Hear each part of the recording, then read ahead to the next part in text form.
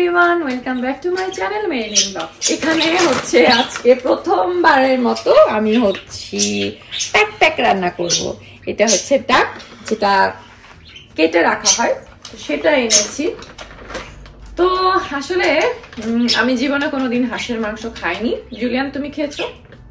Julian খেয়েছে, but অনেক আগে, কারণ আমার সাথে ওর বিয়ে হচ্ছে 18 বছর। এই 18 বছরে তো আমি কখনো রান্না করে ওকে খাওয়াইনি। হাঁসের মধ্যে অনেক লোম থাকে, ওগুলোকে ক্লিন করতে হয়। তো এটা যেহেতু কেটে রাখা প্যাকেট, তো আমি একটু দেখতে চাই যেটার অবস্থা কি। অ্যাকচুয়ালি এটাকে ভালো মতো ক্লিন করতে হবে। আমার মনে হয় যে এই চামড়াগুলো যদি আমি কেটে ফেলে দিই তাহলে কেমন হবে, কারণ অ্যাকচুয়ালি আমি চিকেনের চামড়াও খাই না। এখন চামড়াগুলো ফেলে দিলে আমার আর এগুলো পুরাতে হবে না। এটা দেখে আমার কেমন জানি লাগছে। আমার মনে হচ্ছে আমি জীবনে কোনোদিন আর হাঁস কিনবো না। মানে এটাকে পুরানোর ঝামেলা না করে আমার মনে হচ্ছে ফেলে দিব। কি করব? যাই হোক, আমি আমার যেটা দিয়ে মাছ মাংস কাটি সেই নাইফটা আর সেই কাটিং বোর্ডটা বের করলাম। বাই দ্য ওয়ে, আমি কিন্তু যে কাটিং বোর্ডে মাছ মাংস কাটাকাটি করি সেটার মধ্যে আমি কোনো সবজি টবজি কাটি না, ওটা আমার আলাদা। তো সেই জন্য এটা বের করে নিলাম। তো আমি মনে হয় এগুলো কেটেই ফেলবো। অ্যাকচুয়ালি আমার এগুলো দেখে ভালো লাগছে না। আমি শুনেছি এগুলোকে পুরানো হয়, পুড়িয়ে ক্লিন করে রান্না করা হয়, বাট আমি পুরানোর ঝামেলা করতে চাই না, আমার চুলা নষ্ট হয়ে যাবে। সো আমি এটাকে ফেলিয়ে দিব। আর তাছাড়া আরেকটা কথা যেটা হচ্ছে, আমি কিন্তু চিকেনের চামড়াও খাই না। চিকেনের চামড়াও সবসময় ফেলে দিই। গেস্টের সাথে যখন রান্না করি তখন হয়তো থাকে, নিজেদের জন্য রান্না করলে আমি ফেলে দিই। আর যদি একটু একটু লেগেও থাকে সেগুলো খাওয়ার সময় ফেলে দিই। ওকে, আমি স্টার্ট করি এগুলো কাটা। যেমন একটা দেখাচ্ছি যে চামড়াগুলো আমি কিভাবে কেটে ফেলে দিতে যাচ্ছি। যে এই যে এইভাবে করে আমি চামড়াগুলো কেটে ফেলে দিব, তাই আমার পুরানোর আর কোনো ঝামেলাই থাকলো না। আর এটা আমার কাছে খুব একটা হেলদি জিনিসও মনে হচ্ছে না, আমার খুবই দেখে কেমন জানি লাগছে। যাই হোক, তো আমি ফেলে দিচ্ছি এগুলোর মধ্যে যথেষ্ট চর্বি। আর আজকে রান্না করে যদি আমি দেখি আমার খেতে ভালো লাগেনি, আমি আর জীবনে কোনোদিন আনবো না। সো এই যে এভাবে করে না সবগুলো ছাড়িয়ে নিব, ছাড়িয়ে নিয়ে তারপর আমি আবার ব্লগে ফিরে আসবো। আচ্ছা, আমি আমার কাজটা এখন আমার জুলিয়ান শেফকে হ্যান্ড ওভার করেছি, কারণ যে এগুলো কাটাকাটি আমার কেন জানি ভালো লাগে না। যদিও হ্যান্ড গ্লাভস পরা ছিলাম, তারপরও খুব খিটখিট লাগছিল। তো যাই হোক, ও যখন থাকবে না তখন আমিই করব। আজকে তো আছে, একটু তাকাও না, সুন্দর করে তাকাও। বিবিটা আসছে রে, আমার জানটা আসছে।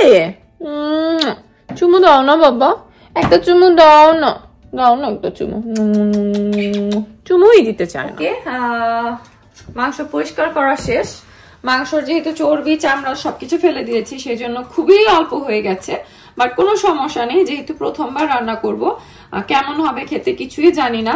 ভালো না লাগলে হয়তো জুলিয়ান একাই খাবে, আমার পক্ষে হয়তো খাওয়া সম্ভব নাও হতে পারে। আমি এখানে মশলাগুলো একটু প্রিপেয়ার করে নিচ্ছি। এখানে আমার মানে সব ধরনের মশলা আমি আগে থেকে গুঁড়ো করে রেখেছিলাম, বাট দুটো মশলা গুঁড়ো করতে ভুলে গিয়েছিলাম। এখানে রাঁধুনি আর মৌরি, এই দুটো গুঁড়ো করতে ভুলে গিয়েছিলাম, তো এই দুটো এখন গুঁড়ো করে নিব।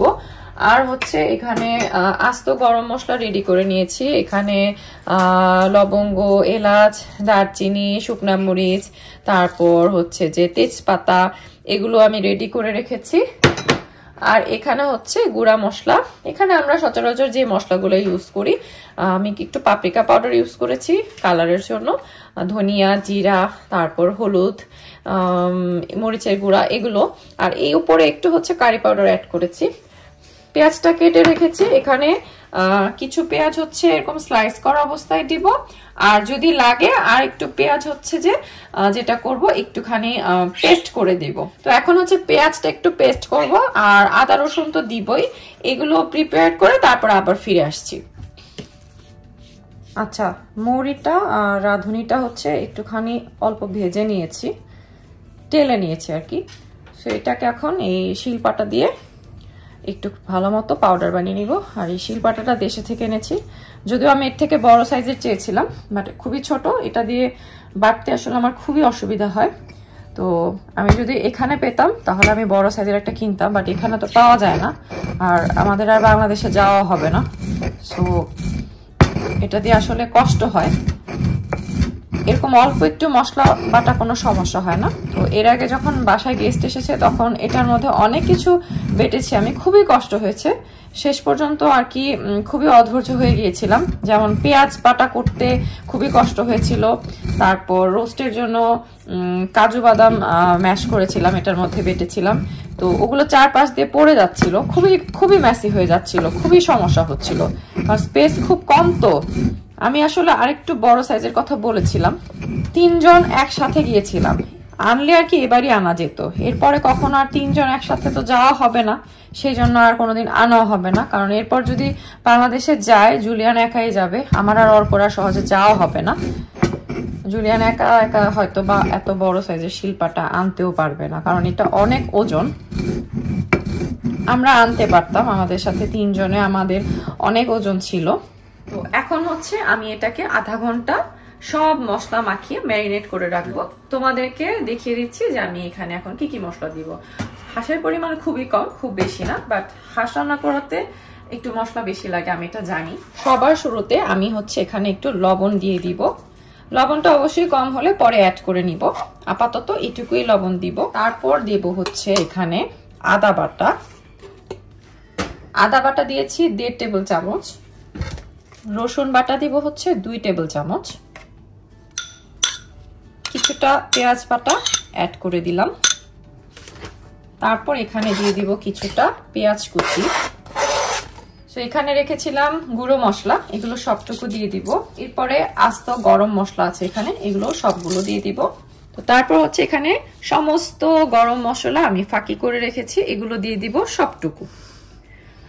আর তারপর হচ্ছে এই যে এখানে এই শিলপাটাতে যে গুঁড়ো মশলা করে রেখেছিলাম এটাও সবটুকু আমি অ্যাড করে দিব।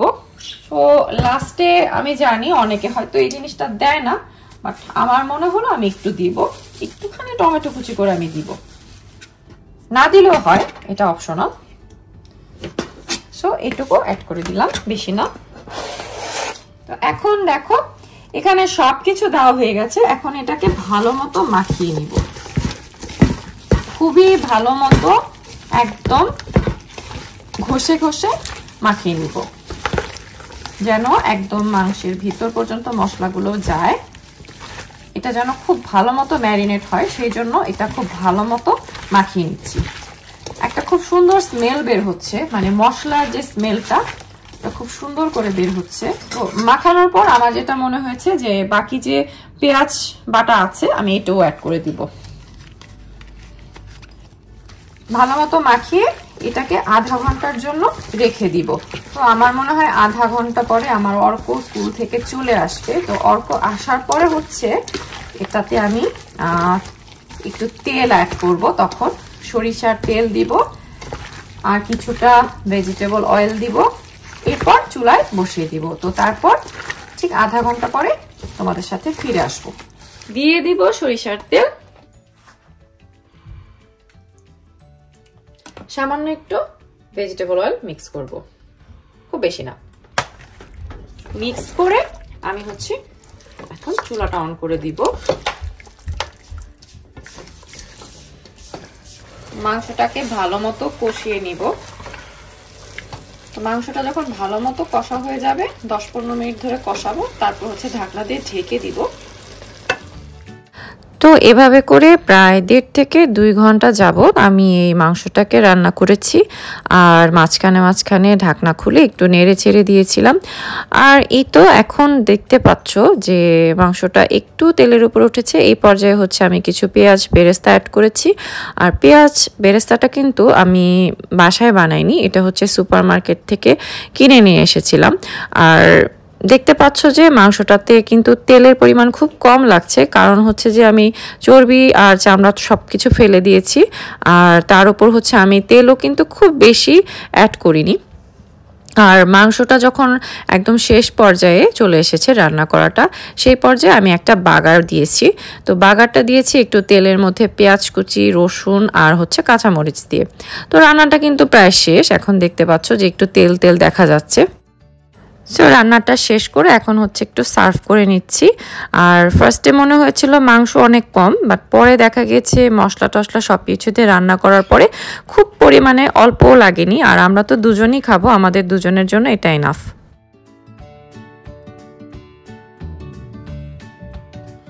সো গাইস দেখো, আমি প্রথমবারের মতো হাঁস রান্না করেছি। দেখতে কি সুন্দর হয়েছে না? আমার কাছে কিন্তু খুবই ভালো লাগছে দেখে। এখন হচ্ছে খাবো, টেস্ট করব, খেয়ে বলবো তোমাদের। আর অনেকক্ষণ চুলায় ছিলাম আজকে, একদম গাল টাল গরম হয়ে গেছে আমার মনে হচ্ছে। তো চলো ডিনার প্রিপেয়ার করি, তারপর ডিনার করতে করতে তোমাদের সাথে কথা বলি আর বলি যে কেমন হয়েছে খেতে। অবশ্যই জুলিয়ান বলবে। আর হ্যাঁ, আমি কিন্তু সত্যিকার অর্থে তোমাদেরকে অনেস্ট রিভিউ দিব। আমি রান্না করেছি বলে যে সব মজা মজা বলবো তা না, আর জুলিয়ান তো বলবি। ওকে, আমরা এখন খাবো, মানে এটা হচ্ছে আমাদের ডিনার। আর আমরা কিন্তু খুব বেশি কিছু দিয়ে খাবো না, মেইনলি হচ্ছে আজকে হাঁসটা দিয়ে খাবো।